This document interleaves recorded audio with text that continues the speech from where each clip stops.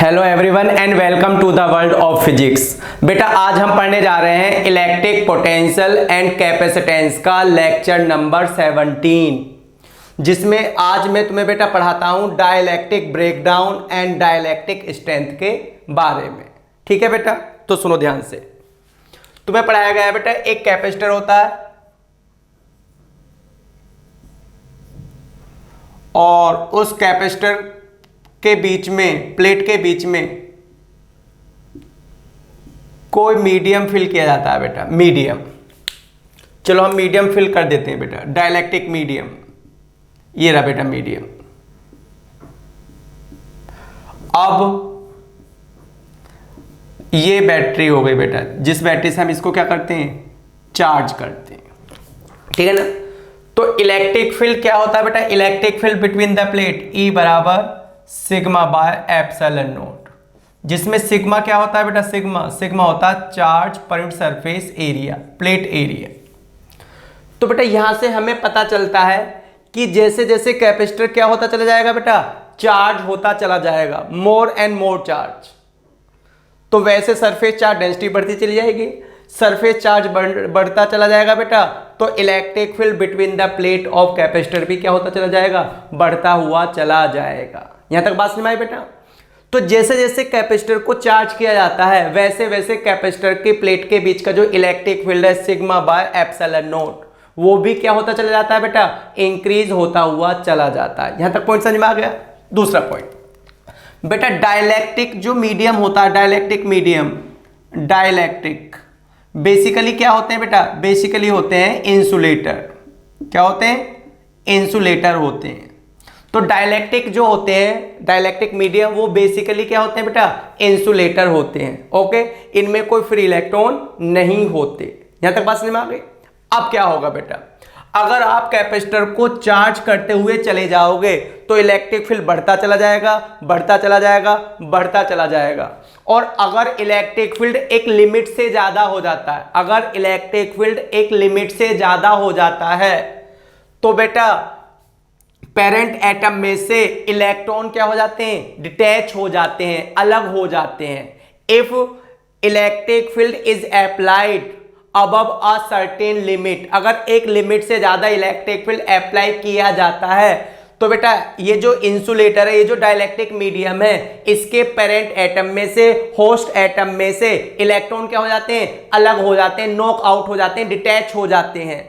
और वो फिर पूरे मीडियम में कहीं पर भी क्या करने लगते हैं, मूव करने लगते हैं। ठीक है बेटा, तब हम कहते हैं कि डाइलेक्ट्रिक क्या हो गया, ब्रेक डाउन हो गया। डाइलेक्ट्रिक क्या हो गया, ब्रेक डाउन। तो डाइलेक्ट्रिक ब्रेक डाउन का मतलब क्या है बेटा, break down of its insulating property, इसकी इंसुलेटिंग प्रॉपर्टी का क्या हो जाना बेटा, खत्म हो जाना। और फिर दिस स्टार्ट्स कंडक्टिंग, और फिर ये क्या करने लगता है बेटा, एक कंडक्टर की तरह बिहेव करने लगता है। तो डाइलेक्ट्रिक ब्रेकडाउन का मतलब तुम्हें पता चला बेटा। डाइलेक्ट्रिक ब्रेकडाउन का मतलब है कि जब भी एक लिमिट से ज्यादा इलेक्ट्रिक फील्ड अप्लाई किया जाता है तो डाइलेक्ट्रिक मीडियम क्या हो जाता है बेटा, पंक्चर हो जाता है। डाइलेक्ट्रिक मीडियम क्या हो जाता है, पंक्चर हो जाता है, ब्रेक डाउन हो जाता है। ब्रेक डाउन हो जाता है मतलब इसकी इंसुलेटिंग प्रॉपर्टी क्या हो जाती है बेटा, खत्म हो जाती है। और फिर ये एक कंडक्टिंग मीडियम की तरह क्या करने लगता है, बिहेव करने लगता है। एंड व्हेन दिस हैपेंस, और जब ये होता है, then that state is called dielectric breakdown. तो डाइलेक्ट्रिक ब्रेकडाउन का मतलब बेटा मैं एक्सपेक्ट करता हूं कि तुम्हें समझ में आ ही गया होगा। डाइलेक्ट्रिक ब्रेकडाउन का मतलब है breakdown of its insulating property, इसकी इंसुलेटिंग प्रॉपर्टी का क्या हो जाना बेटा, खत्म हो जाना। और फिर एक ये कंडक्टर की तरह क्या करने लगता है, बिहेव करने लगता है। यहां तक बात समझ में आ गई बेटा। अब मैं तुम्हें बताता हूं इसके बारे में, डाइलेक्ट्रिक स्ट्रेंथ के बारे में। तो डाइलेक्ट्रिक स्ट्रेंथ क्या है बेटा, तो dielectric strength is the maximum electric field, is the maximum electric field that a dielectric medium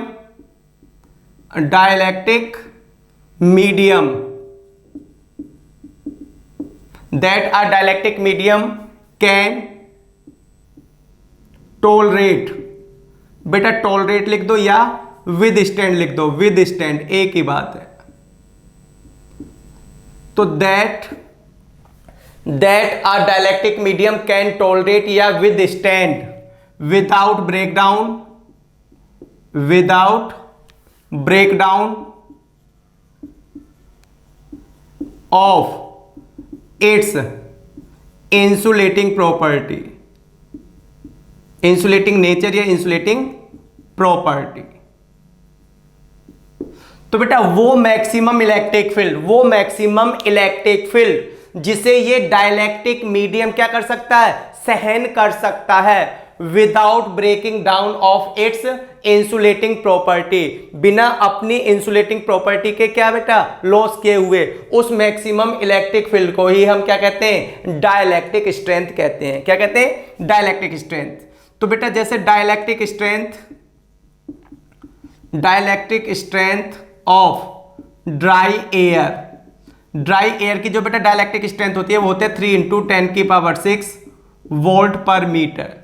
बेटा डाइलेक्ट्रिक स्ट्रेंथ की वही यूनिट होती है जो इलेक्ट्रिक फील्ड की होती है। ये इलेक्ट्रिक फील्ड ही तो हो dielectric strength, maximum electric field. Dielectric strength of a medium का मतलब क्या होगा बेटा, maximum electric field that a dielectric medium can tolerate या कैन विदस्टैंड, सहन कर सकता है, without breaking down of its insulating property, बिना अपनी इंसुलेटिंग प्रॉपर्टी गवाए हुए, लॉस किए हुए। ठीक है बेटा। अब dielectric strength of dry air कितनी होती है, 3 × 10⁻⁶ वोल्ट पर मीटर होती है। और दूसरा पॉइंट बेटा, dielectric strength of air, sorry of vacuum. तो बेटा डाइलेक्ट्रिक स्ट्रेंथ ऑफ वैक्यूम क्या होते हैं बेटा, ये होती है इनफाइनाइट, क्योंकि बेटा वैक्यूम तो खाली जगह है, आप उसे क्या नहीं कर बेटा, वैक्यूम क्या है, खाली जगह, कोई मीडियम ही नहीं है, तो उसे तो बेटा ब्रेक डाउन किया ही नहीं जा सकता ना।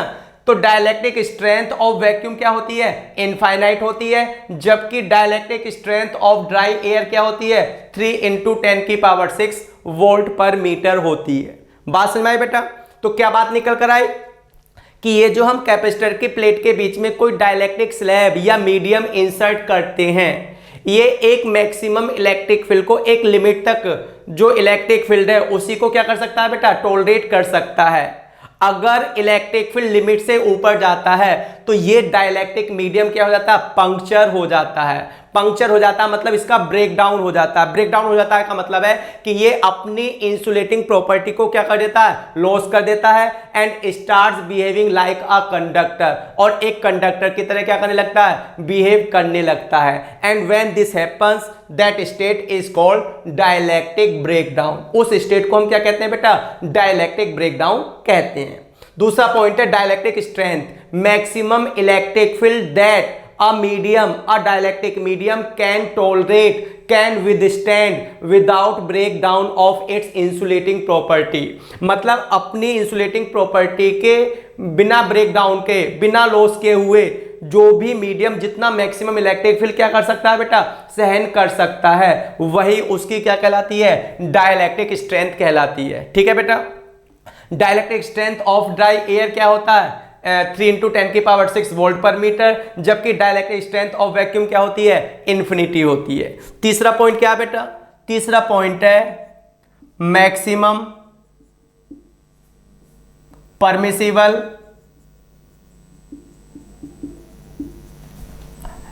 Electric field, maximum permissible electric field applied. तो बेटा फॉर सेफ्टी रीजन के लिए हम मैक्सिमम कितना इलेक्ट्रिक फील्ड अप्लाई करते हैं बेटा, यहां पर that maximum permissible electric field is only 10% of dielectric strength. ठीक है बेटा। बात समझ में आई कि अगर हमें डाइलेक्ट्रिक ब्रेकडाउन से बचना है, क्या करना है बेटा, डाइलेक्ट्रिक ब्रेकडाउन से बचना है, पंक्चरिंग ऑफ डाइलेक्ट्रिक मीडियम से बचना है, तो maximum permissible applied electric field, मतलब हमें ज्यादा से ज्यादा कितना इलेक्ट्रिक फील्ड अप्लाई करना चाहिए, ओनली 10% ऑफ डायलैक्ट्रिक स्ट्रेंथ, मतलब डायलैक्ट्रिक स्ट्रेंथ का 10% फॉर द सेफ्टी रीजन। अब ये क्वेश्चन में गिवन हो या ना हो, लेकिन तुम्हें याद रखना है बेटा कि जो इलेक्ट्रिक फील्ड अप्लाई किया जाता है वो ओनली 10% ऑफ डायलैक्ट्रिक स्ट्रेंथ होता है for the safety reason, for safety reason. ठीक है बेटा, अब मैं इस पर बेस्ड तुम्हें क्या कराता हूं, क्वेश्चन कराता हूं। तो बेटा इस कॉन्सेप्ट पर बेस्ड एक क्वेश्चन है एनसीईआरटी का 2.33, एग्जाम में भी आया हुआ है। क्वेश्चन क्या है, a parallel plate capacitor is to be designed with a voltage rating 1 kilovolt using a material of dielectric constant 3 and dielectric strength 10 की power 7 volt per metre. What minimum area of the plate is required to have a capacitance of 50 picofarad? ये question है बेटा NCERT का 2.33, question number 2.33। तो इस question को करने के लिए, इस क्वेश्चन को समझने के लिए बेटा तुम्हें पता होना चाहिए था कि डायलैक्ट्रिक स्ट्रेंथ क्या होती है, डायलैक्ट्रिक ब्रेकडाउन क्या होता है। तो क्वेश्चन क्या है बेटा, सॉल्यूशन पढ़ लेते हैं। देखो हमें एक कैपेसिटर क्या करना है बेटा, डिजाइन करना है। एक कैपेसिटर डिजाइन करना है बेटा। मान लो इनके प्लेट सेपरेशन कितना है d, प्लेट एरिया कितना है a, लेकिन क्वेश्चन में हमसे क्या पूछा है बेटा, what minimum area of the plate, मतलब यही एरिया हमें निकालना है। जब हमें ये कैपेसिटर बनाना है बेटा तो इसके बीच में हमें एक मीडियम फिल करना है। क्या मीडियम फिल करना है बेटा, कोई डायलैक्ट्रिक मीडियम जिसका डायलैक्ट्रिक कांस्टेंट के बराबर क्या होगा 3। तो डायलैक्ट्रिक कांस्टेंट के बराबर कितना 3 and dielectric strength, dielectric strength कितनी दी है बेटा इस मीडियम की, डायलैक्ट्रिक स्ट्रेंथ ऑफ मीडियम कितनी दी है बेटा 10 की power 7 volt per metre. Okay, अब हमें जो बेटा इस कैपेसिटर को चार्ज करना है वो कितने वोल्टेज पर चार्ज करना है बेटा, कितने वोल्ट की मैक्सिमम बैटरी लगा सकते हैं हम 1 किलो वोल्ट। तो बेटा पोटेंशियल डिफरेंस जो अप्लाइड होगा वो कितना होगा 1 किलो वोल्ट, मतलब 1000 वोल्ट। तो इस कैपेसिटर की जो वोल्टेज रेटिंग है, मतलब मैक्सिमम वोल्टेज अप्लाइड, वो कितना है बेटा 1 किलोवोल्ट, मतलब 1000 वोल्ट है।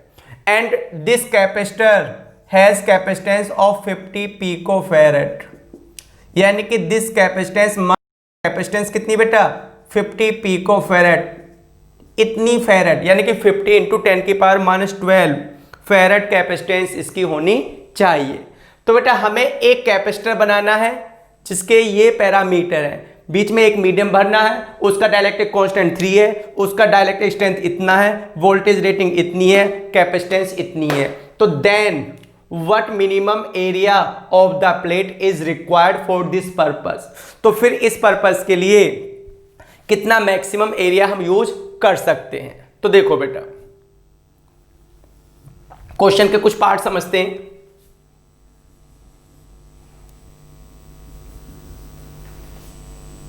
देखो बेटा कैपेसिटेंस का फॉर्मूला होता है एप्सिलॉन नॉट a/d, और ये फॉर्मूला तब होता है जब बीच का स्पेस क्या होता है, खाली होता है। बट यहां तो हमें बीच में कोई मीडियम फिल करना है, तो बेटा यहां पर हम कितने की मल्टीप्लाई करके चलेंगे k टाइम्स। जब हम मीडियम फिल कर देते हैं तो कैपेसिटेंस बिकम्स k टाइम्स। अब इसमें कैपेसिटेंस की जगह क्या रखा जा सकता है 50 पिकोफैरेड, K की जगह क्या रखा जा सकता है बेटा, K डायलैक्ट्रिक कांस्टेंट की जगह 3 रखा जा सकता है, गिवन है, डायलैक्ट्रिक कांस्टेंट 3 गिवन है बेटा।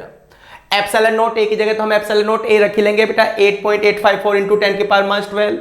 अब बात आती है क्वेश्चन में ना तो सेपरेशन गिवन है, पूरे क्वेश्चन में ना तो प्लेट सेपरेशन गिवन है और ना ही एरिया गिवन है, बल्कि एरिया तो हमें बेटा क्या करना है, निकालना है। तो एरिया निकालने के लिए क्या करने के लिए बेटा, एरिया निकालने के लिए तुम्हारे पास प्लेट का सेपरेशन होना चाहिए। कैपेसिटेंस गिवन है, के गिवन है, एप्सिलॉन नॉट की वैल्यू रख लेंगे, लेकिन ए तब तक नहीं निकलेगा जब तक कि यहां पर क्या ना रखा जाए बेटा, डी, प्लेट के बीच का सेपरेशन। यहां तक बात समझ में आ गई। अब डी के लिए क्या करेंगे बेटा हम, अब देखो डी के लिए क्या करेंगे, सिंस v बराबर होता है ई डी, तो d निकालने के लिए क्या करेंगे बेटा, v अपॉन में e, v अपॉन में e, और v कितना दिया है 1000, कितना दिया है 1000 बाय e। अब क्या बचा e। तो बेटा जब तक अब हम यहां पर electric field, applied electric field ना रख दें तब तक क्या नहीं निकलेगा, d नहीं निकलेगा। बेटा तुम्हें जरूरत, हमें एरिया निकालने के लिए हमें यहां पे जरूरत पड़ेगी किसकी, d की, d इज नॉट गिवन, तो हमने d निकालने के लिए बेटा रिलेशन लगा दिया v बराबर ई डी, और d बराबर हो जाएगा v बाई ई, जहां पर वोल्टेज अप्लाइड कितना है 1000, बट इलेक्ट्रिक फील्ड अप्लाइड तो नहीं दे रखा बेटा, तो जब तक अब हम यहां पर क्या नहीं रखेंगे, इलेक्ट्रिक फील्ड नहीं रखेंगे तब तक d नहीं निकलेगा, और जब तक यहां d नहीं रखेंगे तब तक क्या नहीं निकलेगा बेटा, एरिया नहीं निकलेगा। देखो बेटा एरिया निकालने के लिए क्या कर रहे हो तुम, क्रॉस मल्टीप्लाई करते हैं, तो k एप्सिलॉन नॉट a बराबर क्या होगा क्रॉस मल्टीप्लाई से बेटा c इंटू डी, तो एरिया क्या होगा, एरिया ये होगा c इंटू डी बाय क्या, c इंटू डी बाय क्या बेटा, epsilon not k, k epsilon not, ये है बेटा। तो एरिया निकालने के लिए तुम्हें d चाहिए, c चाहिए, एप्सिलॉन नॉट चाहिए और k चाहिए, सब कुछ हमें गिवन है, बस क्या गिवन नहीं है, d गिवन नहीं है, d यहां से रख लेंगे। लेकिन यहां पर भी एक पंगा है बेटा कि इलेक्ट्रिक फील्ड अप्लाइड गिवन नहीं है।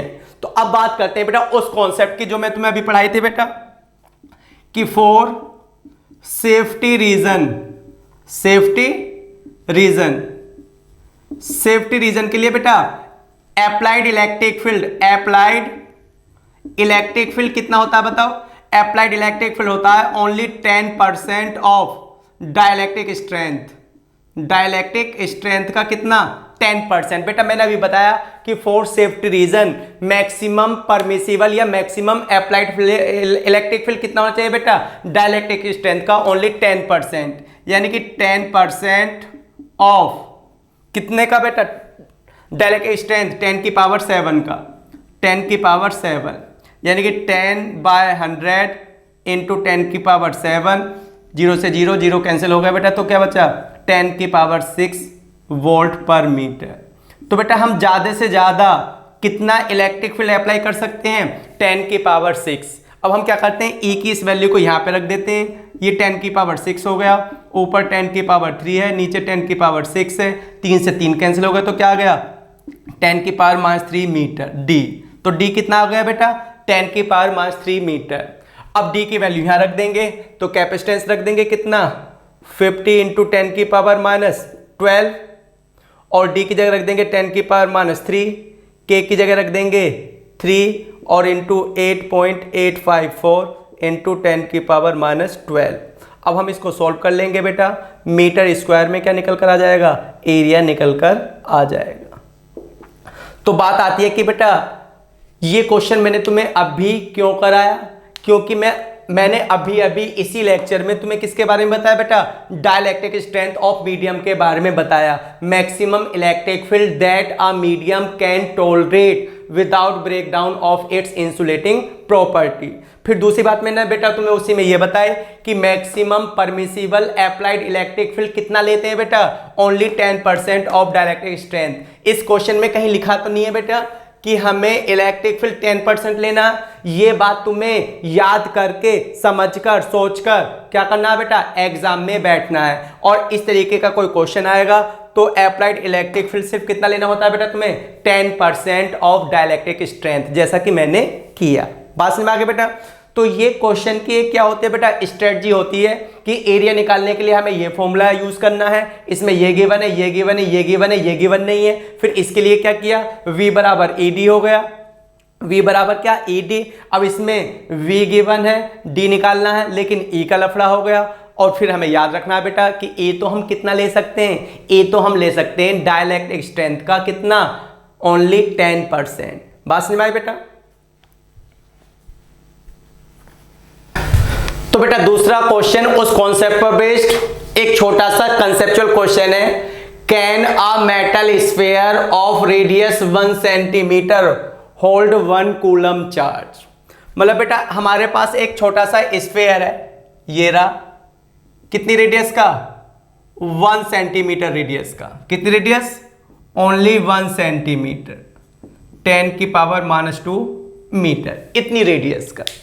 और फिर हम इसको क्या देने लगते हैं बेटा, चार्ज करने लगते हैं, चार्ज।